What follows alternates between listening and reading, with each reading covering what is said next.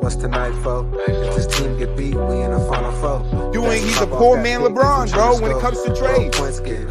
It's like, you guys look at, KD, what you go down 3 games is a quick sweep. Not cap if you want to. Cap if you want to. You know what's in me. When I said that they let James Harden do the same thing, and let Kevin Durant do the same thing, and they're essentially letting James Harden do the same thing again. I said Kevin Durant should have took a 50-50 blame, and Westbrook should have took a 50-50 blame too. Bust motherfucking down, baby. Back on this beautiful ass, rainy ass Monday where I'm at. But it's still beautiful outside. Because your boy love the rain, so it's still a beautiful ass Monday, nigga. What's up, Moo? Bro, isn't it June? It's raining out there? Raining out here. Been raining out here for like 3 days. No way. Do y'all get summers? Like, what's going on? Yeah, we got like a week of hotness, and then that was it. Damn, okay. I mean, shit, you got to get it. That was it for us. Got to get it. That was it. That's crazy. But shit, we back. The NBA Finals is in full swing. Ooh. Troy was wrong. Hey, it looked like we was all wrong in this campus. I ain't gonna lie. You feel me? Troy called it in 5. It looked like it's going to 7. That's what it's looking like to me. All right.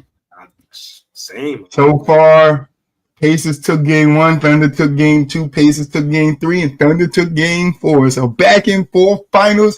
And you know, LeBronian fans was on Facebook talking about how this NBA Finals wasn't going to be entertaining. Oh, this shit is entertaining. Yes, I am.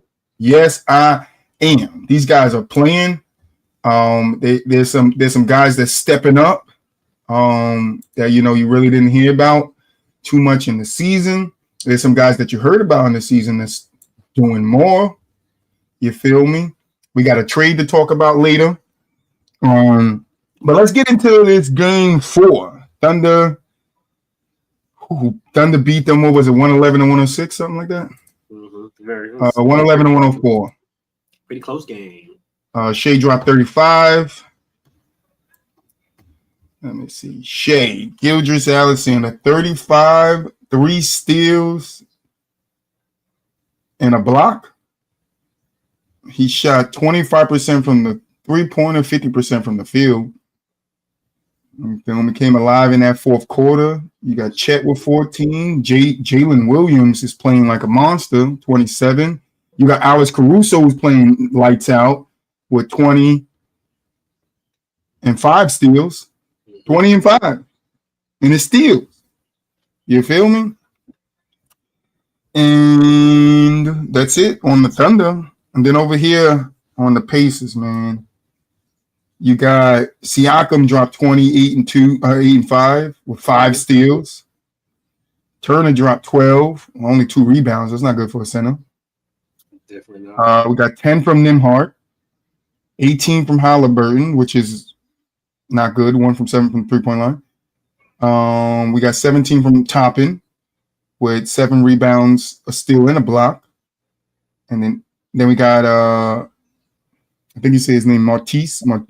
Benedict had 8, and TJ McConnell had 8. So what are you seeing so far up to this point, Moo? Few things. I'm not gonna lie. When I was watching Game 4, one thing kind of stuck out to me that hadn't really stuck out to me in the past when watching these games. And it's crazy that it kind of took me this long to see it, but the Pacers really live up to their name. I'm not gonna lie, but the difference is, because I know a lot of people are gonna say, "Well, duh, they're the Pacers," but I think the difference is they know how to take and control momentum very, very well. When I was watching Game 4, OKC started to force a comeback, right? They went on like a small little 6-0 run, nothing too major, right? Now, as it looked like they're about to, build the lead to about 10, 12 points, Indiana comes down, hits big shot, right? Corner 3. The next possession, offensive foul, OKC, Indiana gets the ball, come down, big layup, and 1. 3-point play. So I'm just like, bro, you cannot take momentum away from these guys, right? And I think that's the most dangerous part about them, right? Not only do they play really good team-oriented basketball, right? So, like, even if somebody's not on, they can still win the game, right? But it's virtually impossible to go on a run with against these guys. Like, they take and snatch back momentum and maintain momentum so well. And like, it's something that I haven't really seen with a lot of teams, especially with a lot of young teams, right? Like, when a team goes on a momentum run, 10, 12, 8-0 runs, whatever the case may be, it's kind of hard for the other team to, proverbially stop the bleeding. But with the Pacers, bro, like, every single time you see OKC start to try to build a lead or go on a run, nope, they cancel it.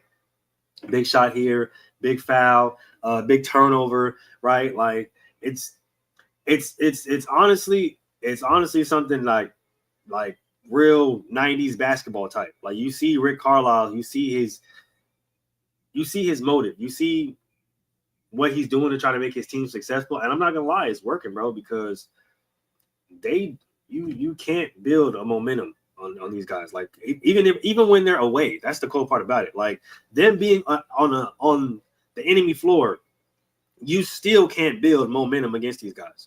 Like, and that's the scariest part about it, because I'm like, bro, like, they should be going on 10, 12-0 runs, right? Because you got Obi going scoreless, Tyrese going scoreless, Pascal Siakam going scoreless, a lot of these guys going scoreless. But with good defense and solid transitional baskets, bro, it's hard to really take momentum away from these guys. And even when the games that they lose, they make it close to where it's like, you gotta be on your shit, because if you're not, they might snatch that lead from you, and they might steal a victory, like we've seen in 2 games this series. So I think that's the biggest thing for me, is like how good and just how instant they take and snatch momentum and then maintain it. And they don't give it back a lot. I'm not gonna lie to you. Like, they're really good at maintaining momentum. I feel you on that, but I'm looking at the last 7 minutes of the game here. 7:21, the score was tied, 91-91. Nimhart hits a fadeaway to put them up 2, and he gets a steal, and then he misses the driving layup, but I believe he gets, I want to see, somebody got fouled. Turner got fouled, which put them up 4 with 6:09 left. And then we just fast forward a little bit to 5:18. It's tied at 95-95. Halliburton hits a driving floater to put him up 2. But Shea comes back, ties it back up. We have free throws to put Pacers back up 299-97. And this is with 4:19 left. And then if we go to 3:52, Pacers are up 3 with Gilgeous Alexander at 3:34 shooting 2 free throws. Makes it. Halliburton hits another floater to put him up 4. Shea hits a 3.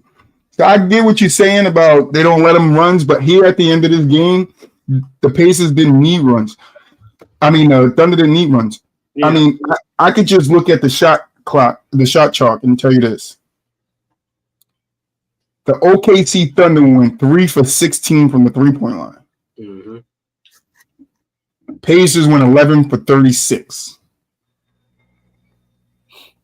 And they still lost. Mm-hmm. Now, I'm pointing that out the same.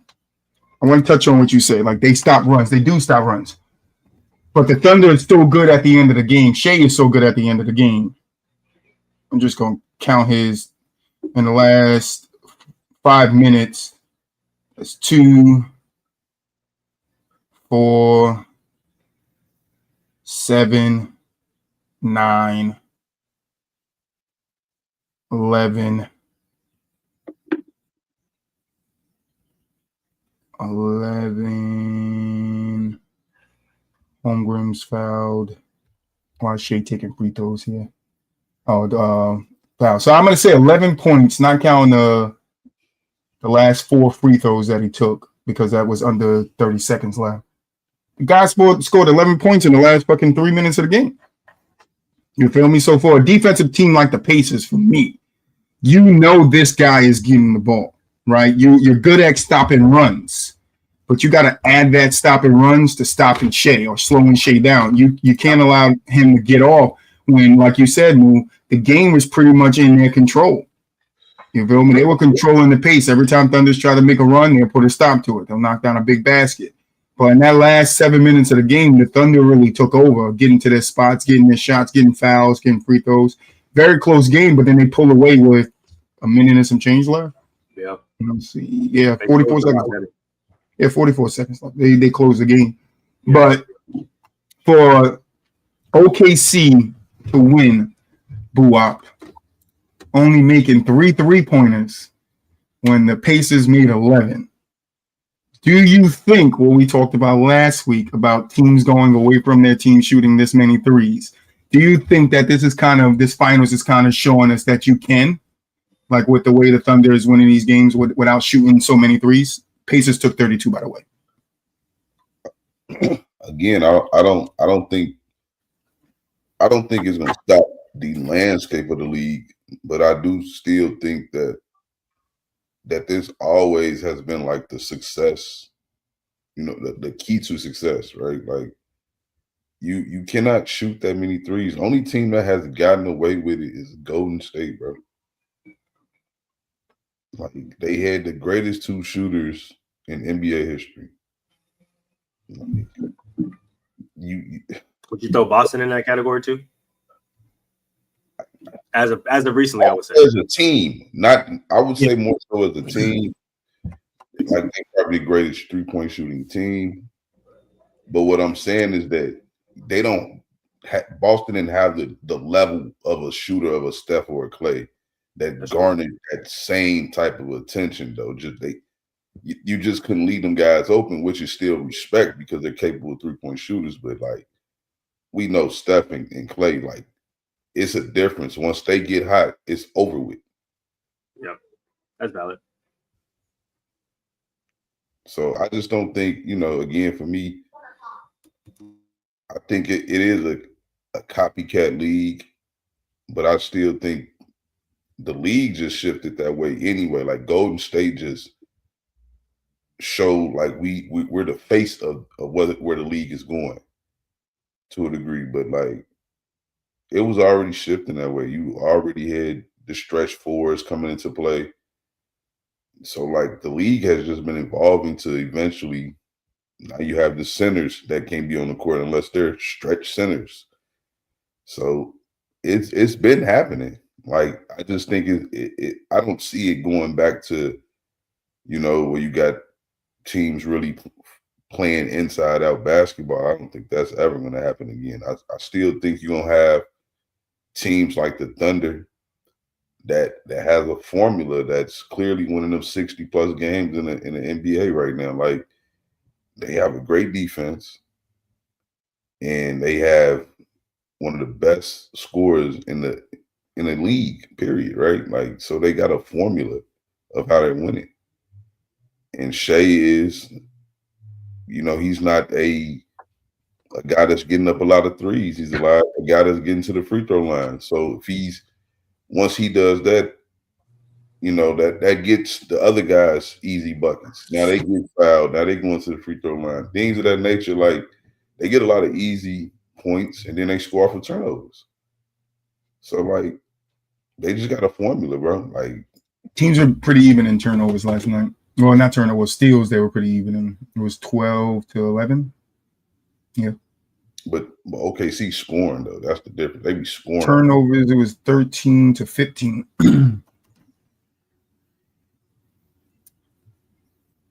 I don't know. It's kind of hard, right, when you see Tyrese Halliburton going 1 from 7, only scoring 18 points. And I know that's him. That's what he does. I mean, we can go look at the regular season. He has a couple of good games and then a subpar game. I just don't think that's enough to win the finals. Right now, OKC is up 13 in the third quarter with 9 left. I don't think those threes, I think teams are going to start noticing that, for certain people, they work for. Like how Buwap said, Golden State being the face of it, Boston finding some formula that worked last year, some formula and form of it that worked last year. But I don't see. I mean, what other teams can we say around the league that's built to win off shooting threes? I think people are going to take more of the formula of OKC, right, and the Pacers, because I think the Pacers learned too, like, all right, we shoot a lot of threes, 36 threes and only making 11 of them. That's for 30%, percentage for the team. May not seem bad, but to me it's bad. I think I don't know what the league average right now for a team is, but I'm pretty sure it's higher than 30. But it might not be with the way niggas shoot threes. But I think I might be wrong here. Would you say the Kings tried it? I think the Kings tried to repeat that formula, right? Take Golden State's formula. Buddy Hill, yeah, Fox, but I just don't Sabonis. But I don't think they had the pieces, right? Sabonis is no Draymond, and I don't think they had a Draymond. I think Draymond is very vital to those their success of those 3-pointers, what he does on the floor. But I just think like teams are going to start noticing, hey, because that's what I wanted to say. I forget the reporter or the analyst that said it, right? But he said it's a copycat league, and teams are going to start seeing that this buddy works, right? Friends on the court, buddy, getting people together. We've seen the Knicks have success with it, with all the guys from my college team, Villanova. You feel me? We've seen the Thunder having success with those guys being friends. Having everybody on the court around the fucking microphone at the end of the game, that was unheard of, So I don't know if it changes fully. I'm with you, Buwap. I think teams are still going to be shooting those high threes, but I think there's going to be some teams like Thunder, like the Pacers, that have success, or maybe just the Thunder, because the Pacers are shooting a lot of threes. The Thunder, to me, 3 for 16, you can keep jacking them. That's Boston's model, right? Keep jacking them. Don't stop shooting them. To me, when I'm looking at this, OKC stopped shooting them at some point, or took less of them at some point and started looking for easier baskets. What is easier baskets? What's open? Those 2-pointers, those long twos, right? The game is about getting points on the board, right, and winning. Yeah, threes are more than twos. You feel me? If I hit 2 twos, I got 4. You hit 2 threes, you got 6. But when you're not making them, right, and both teams didn't shoot great from the 3-point line. You feel me? Thunder was 18.8% from the 3-point line. I think teams start going away from that many. I'm not saying it's a big amount. Maybe it gets down to about 22 to 25 a game, not 30, 40 a game. Because you need to put points on the board, and people want to win now. When you're a low market team or a small market team, and you're seeing the Pacers and the Thunder make it to the finals, you don't think a team like the Magic think they can make it to a finals? Like being that young core, yeah, they might need a system, might need some more pieces. They just added a piece. We'll talk about that in a little bit. But I don't know. I think this is a formula that could work to change the NBA back a little, just reverted it back a little bit into taking those open shots and not just layups and threes. Because we hear Carmelo talk about what Houston asked of him, layups and threes. I think you kind of got to get back to putting the ball in the basket. But boy, I want to kick it back to you. What do you think about the buddy part of it? Do you think like teams are going to go more buddy friends? Me, that's just gonna have to play itself out. Honestly, like you would hope that if you drafting a young team and guys are gelling, that they would be on the court brothers and things of that nature. But we've seen it. We've seen it in a lot of scenarios where it can work out and you can ultimately get over the hump together. But I can't make too much of it because I do understand that the league is a business. You know what I'm saying? Like, I'm pretty sure James Harden and Russ and KD, they were all good friends. But as we all know, James Harden basically wanted out because not for the money necessarily, because he wanted to start. So it all depends on where players are at currently in their basketball journey. So like, is it good for them to be friends again? Yeah. But like, I just think that's kind of like typical for most, especially if you guys are like rising together. You know what I mean? Like if they rising together and they drafted like actually similar to what OKC did. You know, you draft them caliber players in 3 consecutive drafts, and then they all having their individual successes, and it's correlating with the team getting better year by year. I think they be friends until something happens. Obviously, where you know some can say James Harden really wanted out because the reports was that he played so bad in that finals, and he did. You know, like we'll never know. Like, but I'm just saying, it's so many ways to look at those type of things. We can't just think that the buddy is gonna keep. You know, if you're an owner, you can't just think like, yeah, they friends now. But we know how we've seen media tear teammates apart. Kobe and Shaq, we've seen it. You know what I'm saying? So, is it nice? But when the words get to flying around and the blame game got to get issued, and narratives, you know, you never know. So we'll see. I think it is a we'll see kind of thing, right? And even with how buddy the league is now, right? Because we talk about the lack of competition because of friends and brands and et cetera, but I think it comes to a different dynamic when you're playing with another, I guess, proverbial star, superstar, right? Or somebody who's looked at as a number one, just as you are. So I don't know. I think the times of, I guess, the buddy superstar, I feel like those are coming to an end, and it's really just about how team oriented or how good the team is in general, right? Because like what I've said, there's always going to be some type of talk. Oh, should we break them up? Or who's the alpha? Who's this? Who's going to defer? Who's going to they do it every time, right? And I think with the young guys, it's only going to get worse, right? We understand that OGs probably might be able to sacrifice some parts of their game in order to win, but some of the young guys, they might not want to do that, right? They might want to get all of theirs and be a part of a team to where they have full control and aren't sharing shots or sharing touches with anybody else. So I don't really see it happening like that going forward. I don't know. It's like I said, I feel like that part of the game is dying. I think with the narratives now, especially with how much people criticize the analysts that criticize the game, I don't know. I don't see it. I think a lot of the players now, because of social media and because they have the opportunities to do so, can clap back or go back at certain people when they say certain things. And I feel like if you have 2 proverbial superstars on the same team, that may come back to bite somebody in the ass in the future. You just never know.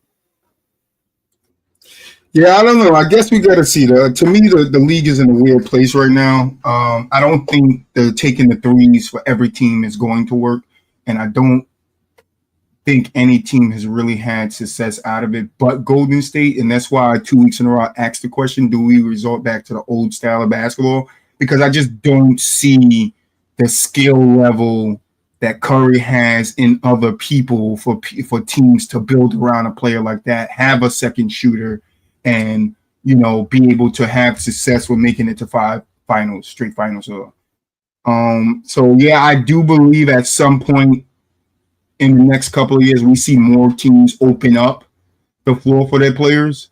I do see some teams, Boston might be one of them, still restricting the floor, threes and layups. But I do think it opens up a lot more because in the last 5 years we have had 5 different champions. So I think teams are out there right now like, yo, I can get me one. And the other thing is, I don't need to do it with 3 superstars. True. I don't need to do it with 2 superstars and a star. I could do it with 1 star and build around them like we did in the old days. And when Buab says it's going away, what I do think is going away is those what they call super teams, right? I think people are going back to having 1 star, a good backup, and the second player, like a Chris Middleton, and then having the rest of the pieces fall into place. Yep. like Boston did. Well, yeah. Boston was able to draft 2 really good players in Brown and Tatum, able to have their bird rights, and able to offer them deals without them being like Same with OKC. Shea. Well, Shea wasn't drafted there. Shea was traded there. right, he was traded there. But you still need that foundational piece, obviously, and they got Shea. But that's just again like you're gonna have to get lucky. So it's not the fact that That's teams part of it. That's a part of the game, though. Part of it is luck. You need a little luck. You need a little bit of, you know what I'm saying, things to go your way. Mm-hmm. Able to obviously have them foundational pieces where you can watch them grow together and then hope they want to stay playing together. Because again, that's always, and you know, once the blame game starts, why this team didn't get over, because we've seen it actually with a team like Boston. Like, is it Tatum's fault or is it Brown's fault? Like, Brown's really like once that stuff starts, it become, you know, a snowball effect where it's like it could be, but if you handle it like Tatum and Brown did, then it's not a problem. And I think that's where ego comes in. You have to be able to put your ego aside to be able to take those rumors, be able to sit amongst each other, have those conversations like Brown and Tatum did, and work through the problems that comes from the outside. If they didn't win the title last year, though, I think they break it. I don't think so. I think they do. I don't think so, because Brown been shouting before he even got the contract that he wanted to be in Boston, and I think Tatum said the same thing. So I think with those two, they at some point they knew it would happen. They will get a championship, so that's why I don't think they break up. I don't think it's done. That's why I keep saying, like, unless it's a blockbuster trade like Giannis. No, but Or Luka. Tatum was a free agent though, like in last year. Like, I don't think he leaves. If they don't win the ring, he especially if they lose before the finals, like, yeah, bro. No, I don't think he leaves. I think he leaves. I think there's a chance. I won't 100% disagree with you. I think, but Brown had already got paid, right? He already got paid, yeah. He got paid Brown, and that's why I don't think Tatum leaves. I just don't. I think that's why I think Brown leaves before Tatum. Yeah, I don't. I think Brown axes out, trade me before Tatum doesn't sign with Boston. I think Tatum is there for a reason. I don't know. I just could be right, boy. That's what I'm saying. Like, as an owner, you can't just hope for that. At least I'm an owner. I'm not. I mean, you can hope, for it, but I wouldn't be basing that off of like how I'm build this team.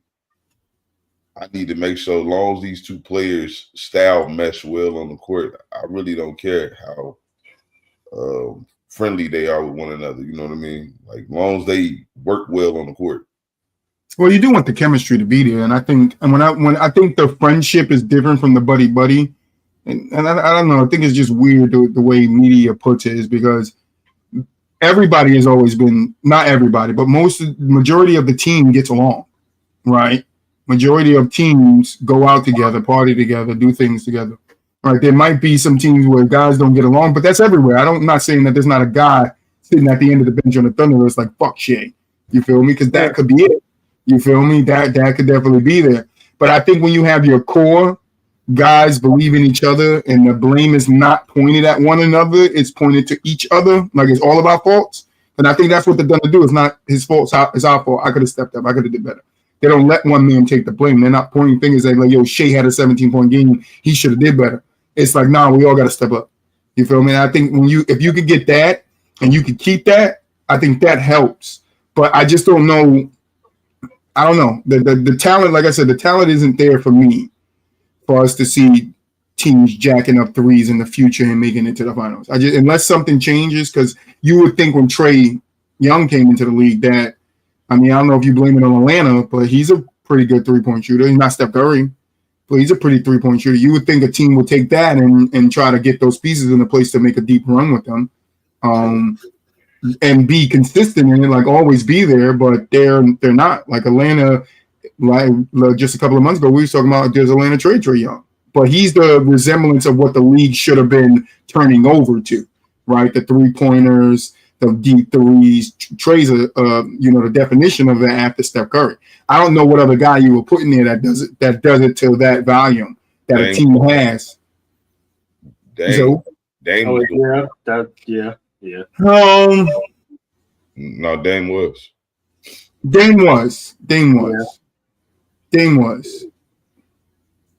Even if you want to talk about like guys like Harden shot the 3 a lot day. Yeah, I'm talking about. But would you say those 3 guys bring, like, if you replace them with Curry, they still win the way they win? No. But that's what I'm saying. Like, Trae Young probably would be the guy they look at and be like, all right, after Steph Curry, because James was in the league, Dame was already in the league, right? Trae Young is that new face that comes in after Curry goes on this wild 3 out of 5 or whatever it was in the finals with LeBron. You feel me?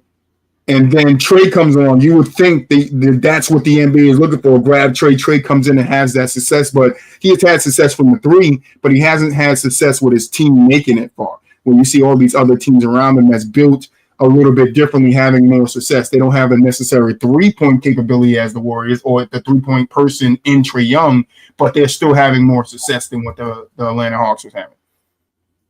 Fair.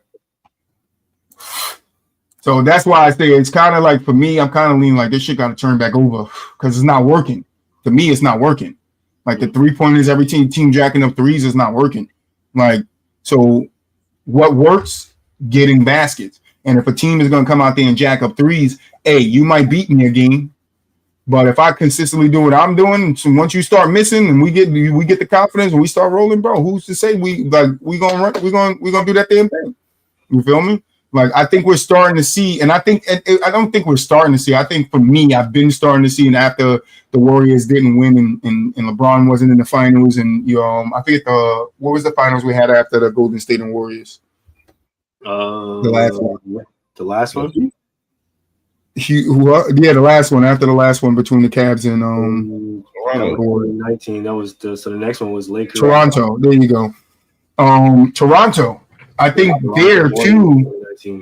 I mean, I don't know. People call Toronto was a lot of luck. I think when we talk about luck, there was a lot of things that went their way that year, especially that bounce, as some people would say. But I don't know. I'm just looking at I think after that, like, yeah, the Warriors were still relevant, but once we see Toronto win, and then you get who was it? The Lakers after that? Yeah. Toronto, the Lakers. Then it was the Bucks, Nuggets, Warriors, Boston, if I'm not mistaken, or Warriors, Nuggets, Boston. No, Bucks, Warriors, Nuggets. Yeah, Nuggets. Boston. Okay. I knew the Bucks one came first. So in that turn, you see different teams starting to win, and it's not a repeated of guys. And I started to see it there, and I'm like, would you say the Bucks won their championship shooting and playing the style Golden State played? No. Would you say nobody? Lakers? Nobody. Golden State did when they won it the next time, and even that was different. I don't think that was even the same on the same level. They still won it off of the gravity of Stephen Curry. Right. And then you got the Nuggets. They didn't win it shooting threes. Boston, maybe. No. That's what I'm saying. So it's already turning, but I think the whoever's in charge of what the team does on the basketball court is just like, no, we're gonna stick with this. This shit made them get 3 out of 5, and it's like, I don't think the talent is there for another team to do it. But this one I'm telling you, like, it's this way because you got a team for 5 straight years. They lived in the finals. Golden State. They were the face of what modern basketball looks like today, right? They were the face of it, as far as space and place, all that good shit, like 7 seconds and less, getting up shots, basically. Like, they were this team, and it's a copycat league. You're gonna have people want to duplicate that or feel like they have to build a team that can beat that. So the first year Golden State won the finals was what? 17? How? 2015. 15. 2015, 2016? It was 2015. It was So that's what? 10 years? Yep. Yes. Who has replicated that in 10 years?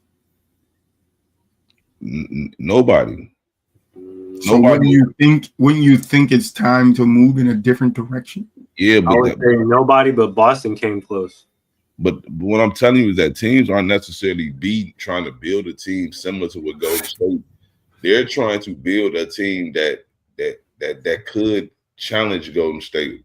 You needed a stretch big, somebody that can make Draymond come out the paint. Yeah, I get that, but I'm just talking about the threes, that the amount of threes teams are taking. They got it. A team started taking more threes once the Warriors started winning. I think we all would agree there. So if the first time they won a championship was 10 years ago, and from that start to when they got back there again, that second year, now teams are starting to, all right, we got to copy these guys. So let's say 8 years. It's been 8 years since teams have been looking at Golden State like, that's the recipe. We got to figure that out. And nobody has figured it out. But that's what I'm saying. It ain't so much that they're trying to copy Golden State. The league had already been shifting this way. The analytics of the game had been shifting the league to what it is. Yeah, when they brought the nerds in, we know, yeah. So and Steph Curry helped them push it. By the way, he was clapping them shits. The Warrior just winning. When you win a title like that, that's going to do it. That's going to make the league say, okay, how do we beat them?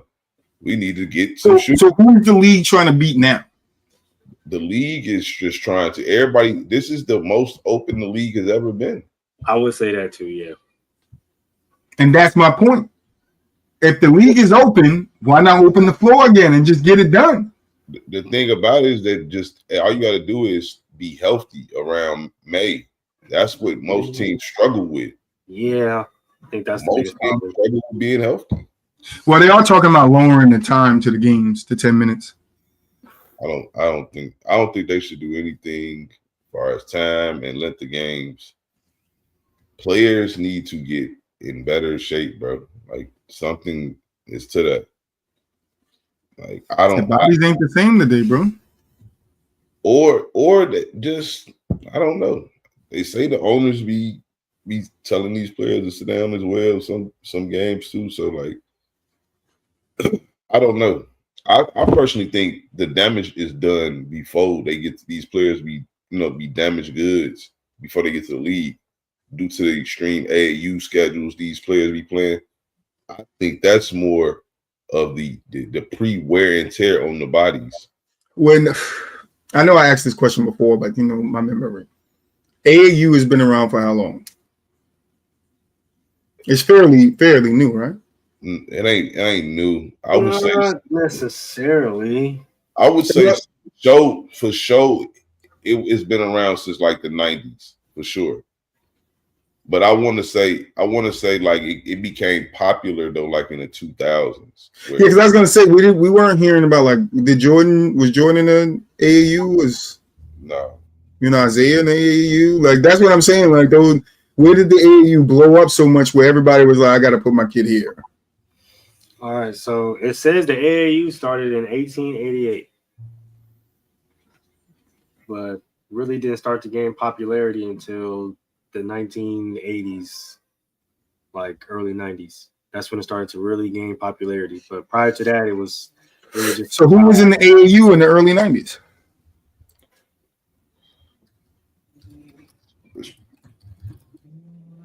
Probably was a plethora of players, bro, to be honest. But the reality still be, I think, even back then.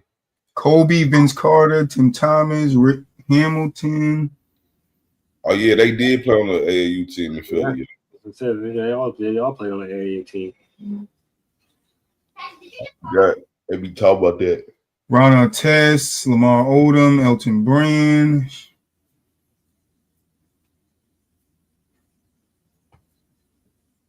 Shaq was there in the early part of the 90s decade.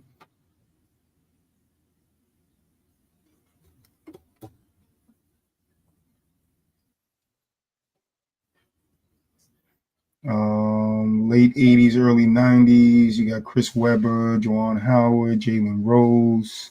Yep. So LeBron James, Kendrick Perkins, Two Allen Iverson, Joe Smith, a few people. Kevin Garnett, Team Michigan. Got DeMar Johnson, Keith Bogans, James White. I don't know none of those people. Who? Corey Maggette. You got better you are, the more you probably play. Wade won the AAU title in 1999.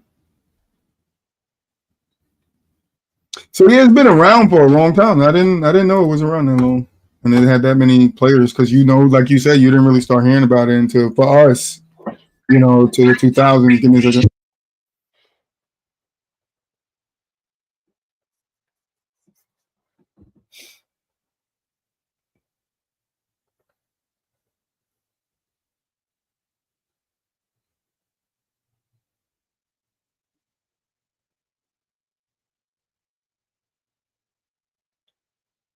Troy on mute.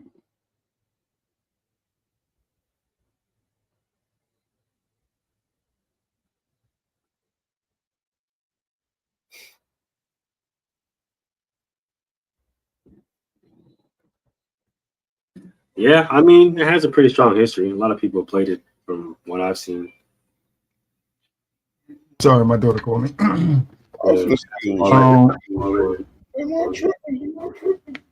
I said, give me a second. My daughter called me. She has called us a good night.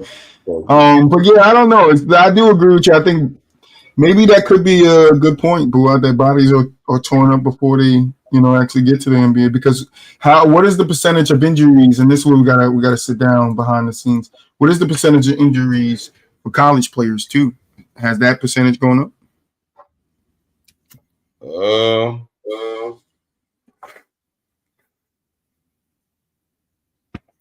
It's tough to say. I mean, I ain't really been seeing people get injured too tough in college.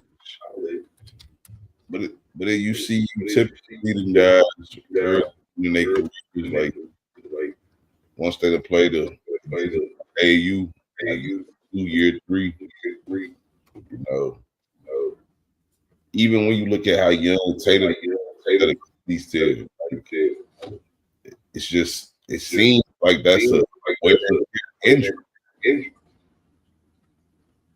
Now some could say Tatum career has played a lot of basketball.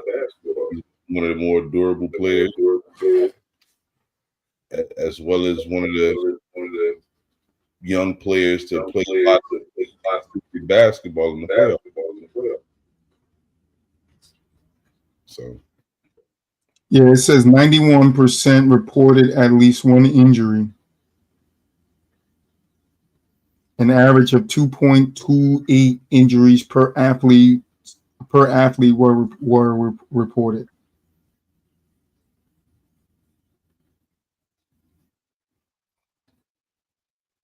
Preseason practice and games in particular are associated with higher injury rates compared to in-season practices. Well, I mean, there probably is some truth to that. Because it says in the study, the overall injury rate was 13.8 injuries per 1,000 athletes. That was in games, and then 4.0 injuries per 1,000 in practice. And then preseason practice had the highest injury rate was 6.6 injuries per 1,000.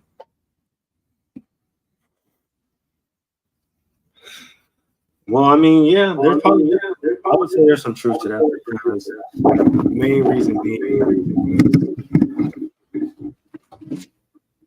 a lot of attribute injuries to, I guess, playing the game too early. Like if you add the football example, a lot of people like the kids to play Pop Warner, right? They'll go like non-contact or flag until they get to high school or college. So it might kind of be the same thing here.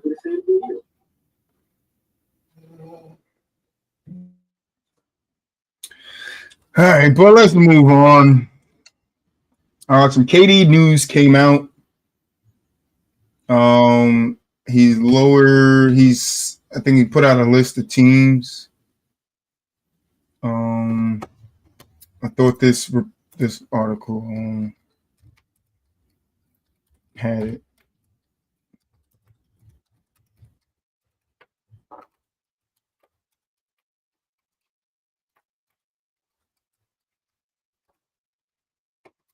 Miami, Rockets, and San Antonio. But now the Suns have came out and said that they are well aware of their limited leverage with superstar forward Kevin Durant on the trade block this summer. No, they won't be able to come anywhere close to matching what they gave up to get KD, but appears hearted by the level of interest in the 15-time All-Star. They're hopeful to secure a comparable package to what they sent to Brooklyn for KD in 2023, which cost them Mikal Bridges, Cam Johnson, and 4 first-round picks in a 2020 pick swap. Guess you are dummies. Kevin Durant will be 3 years older. Yes, right, from when the time he was traded. Push come to shove, priority draft picks over proven talent makes sense because the Suns badly need to reset with young cost control players. More picks would also mean more sweetener to include in a trade to get off of Bradley Beal. So what are your thoughts on that, Mulich?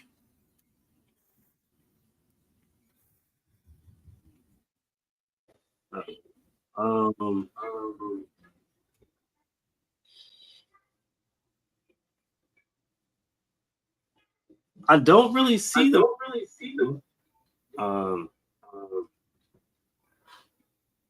Possibly San Antonio. What was the last team? The Rockets, the Heat, and San Antonio. I would say probably the Rockets. That they would make the most sense, honestly, because they have the youngest, I guess, the best young assets to kind of move off of. And I guess if the Suns wanted to go in that direction, they could. I heard San Antonio didn't really make sense to me at first, but then again, who knows? You pair up De'Aaron Fox, you never know what you can get. But I just don't know how that dynamic will work.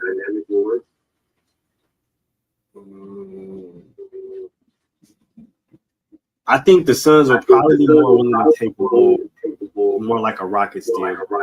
Because at least they would most likely be getting something valuable back. Everything else is kind of But that's just me about it. Just thinking about it in that. What? Man, I wish this motherfucker just died, man. So tired of talking about this. But yeah, I'm gonna say the Rockets. It's probably gonna be where you get the most potential out of, I guess. All right. Well, now I didn't want to stop movies. I wanted to stop you. With this in mind, would you still say he kind of lands with the Rockets? The Suns are saying they don't owe KD anything into trading him where he wants to be traded.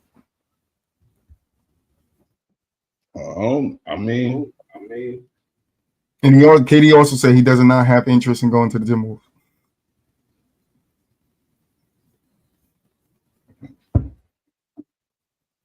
That's an interesting take from the Rockets or from the Suns. I'm not gonna lie. I'm done, bro. I don't know what to say, man. I don't want to go there, but come on. Why you don't want to go to Minnesota? Pressure. You want to go somewhere where they got low rates. So then if he meets those expectations, you know, he got that. We wasn't even projected. KD better come. You better shoot that boo up on Twitter, bro. He said this nigga will go to it with low expectations. So if he meet those expectations, then he succeed. Right, bro? Yo, clip that shit, bro. Put that shit on a t-shirt. Send it to KD, bro. Anyway, boo, I don't want to talk about KD no more. That make them. I don't really care what he That does. looks to make sense though, bro. I'm not gonna lie to you because the T-Wolves probably make them sense. They gonna have expectations. Expectations. Yeah, because then it's gonna be and KD, and then if KD don't live up to that, but he averaging 26.6, you know, 6 and 5. I think that's enough. There's not enough over there with the T-Wolves, but maybe he just don't want to go there, you know. I don't know what reasons there are, but that's just reports I'm hearing. That's what I'm reading. You feel me? You know, I'm also reading another report that Desmond Bain has been traded. That ain't no report. That's official. I know. It's still reported. It's not official yet until the 1st. So the Magic get Desmond Bain. Grizzlies get Cole Anthony, KCP. 4 first-round picks, 16 pick in 2025, unprotected in 2026, 2028, and the 2030. 2029 first-round pick swap, top 2 protected, and then the 2026 first-round draft picks include swipe rights for either the Suns or the Wizards. So how are we feeling about this trade? Does Desmond Bain give the Magic what they need? Pooh. Fuck no. He a good player though. He might be an upgrade.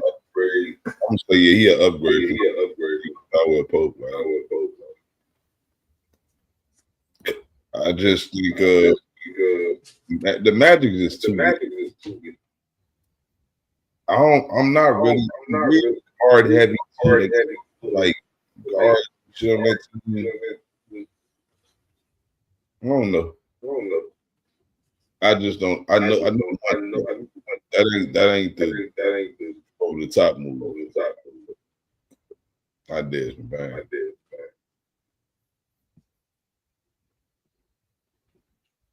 I'm just reading Mulich. Yeah, I'm trying to know where I was at. When this happened.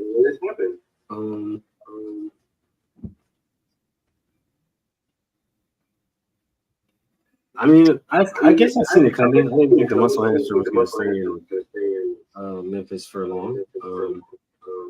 I don't know how much this moves to Orlando per se, because the only problem that Orlando really had was they couldn't stay healthy within the right time. I guess it's you added a bona fide shooter, who's definitely aggressive. I guess, but this is more interesting, I guess, for Memphis because if I'm coach, now you're coming off the Desmond Bain.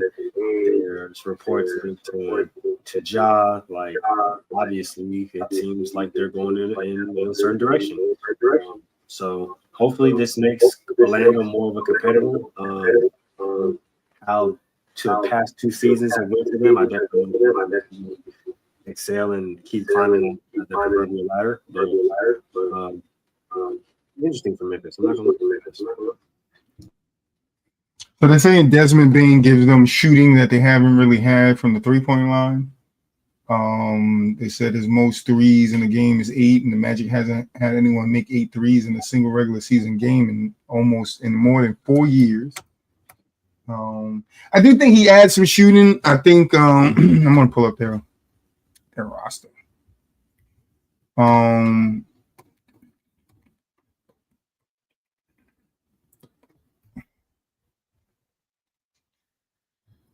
Let's see.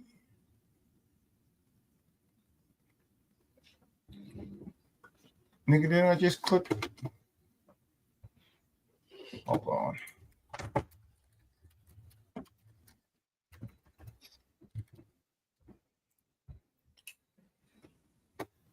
All right.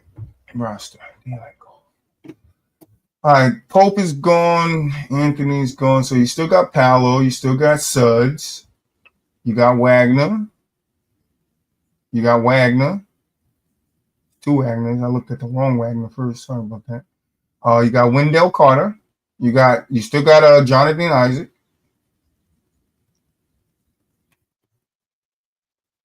And then you got Matt McClung. And now you add Desmond Bain to that? Something about Mac McClung. What? 2-time dunk champion or 3-time dunk champion. Put some respect on him. That boy is a contract merchant.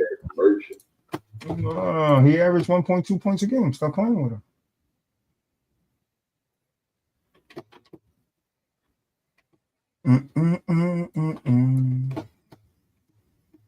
Come on, bro. In 2012, man. I mean, 2022, 2003, he averaged 12.5 points for the Philadelphia 76ers. No, knock it up. Yeah, what's up? He only played 2 games this season. Man, please.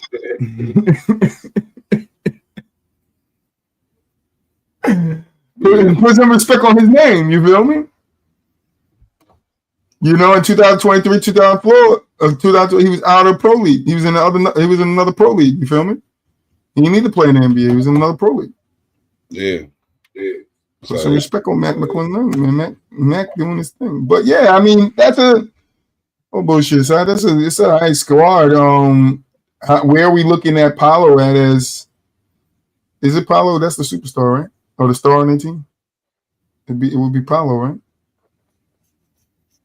Where we look at him at amongst, top people?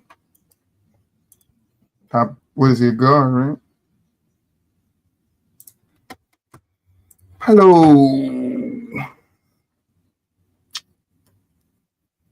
He's been in the league for 3 seasons. He's averaging 22.4 points, 4.6 assists, 7 rebounds.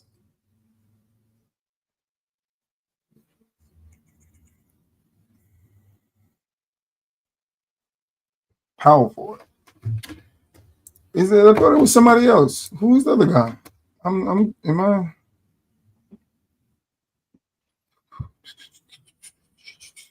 Jalen Suggs was the one that was missing. Yeah, I was gonna say Jalen Suggs. They traded Cole Anthony. Yeah, it's Paolo. I thought it was somebody else. I don't know where my brain went there, but I was totally thinking about somebody else beside Paolo. What a magic. But yeah, that's I feel you, Boo. I want Boo up now. They won 41 games this year. How many more games you giving them, Boo up?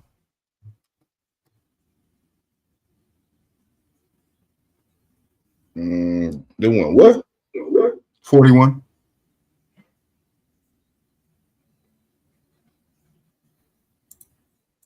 Maybe I give them 41. 45, maybe something like that. Maybe 2 extra. I don't know. Moolich, how many more wins you giving them? I would say about 5 extra wins. I like a solid. You said 41? 41? Yeah, we'll call it like a solid 46, 47, around there, close to 50 games. Yeah, they said Ja or JJJ won't be traded. But right before that, 4 hours, but then it's now by Bleacher Report. See, that's what I understand. Bleacher Report got a report 13 hours ago that Ja and JJJ won't be traded. But 4 hours ago, they got a report that Ja is linked to the Heat after the Bain trade. That's interesting. I seen the same thing. That's interesting.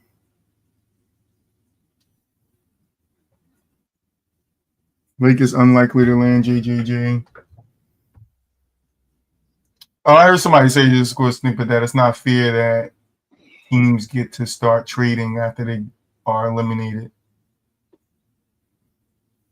Why? Because then the teams that's in the finals don't get the same opportunity. That doesn't make sense. Okay.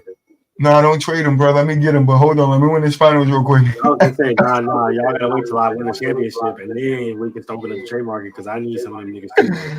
What the hell? Like the Thunder, like don't trade Bane. Hold on, bro. Let us win real quick, and then we all like, nah, nigga, we send him somewhere already. Did you guys last thing before we close out? Did you see the Dwight Howard and Lance Stevenson little scuffle?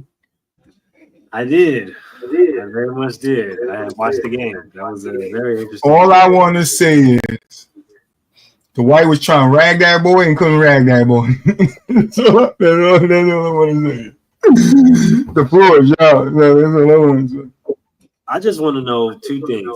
Lance, what was your motive? Because I really don't know what his motive was. He put his head down and got to like driving him like he was doing. You feel me? Like he was doing football drills, bro. I thought he was on the line machine. I ain't gonna lie to you. And then Dwight, brother, that's not a good look. I'm just saying. I'm not gonna go into too much detail.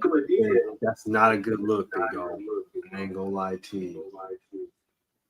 And shout out to Gilly. That's it. But what?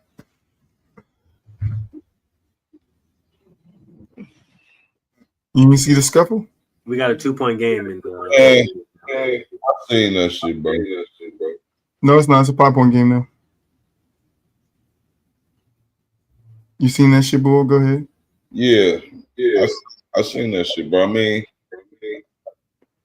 clearly they doing it. Dude, I don't know. Get back to big three and some shit. I don't know. But when I look at Michael Beasley, that boy, I wouldn't be trying to play. Especially Michael Beasley called out Carmelo Anthony. 7-point game. And Melo don't. Melo said he never lost a one-on-one and he not losing a one-on-one. That's what he said on the podcast. I don't know. He said I did this shit. He said I got ridiculed for doing this at the highest level of my whole career, being a one-on-one guy. I think Carmelo torched him. I'm sorry. That's the only time I'm gonna be on Carmelo's side. I don't know. Carmelo. He gonna put that nigga in that triple threat. That's true, but no. He dangerous there. I don't know how Beasley, because you don't never know what this nigga gonna do. Carmelo was slick like that. That's why I get what he said. I'm not saying Beasley can't beat him, but I definitely don't think he beat him 31-21 like he beat Lance Stevenson. I think it's closer than that. But 29-31, nigga, like that close. Possibly. Carmelo, not LeBron. He got some tricks in that bag. LeBron talking about he got a bag. He said I ain't got no bag, but I got 50 million points. That's what LeBron said on the podcast. Just because you got 50 million points don't mean you got a bag. Like nigga, most of your points was layups and dunks. That don't make no sense.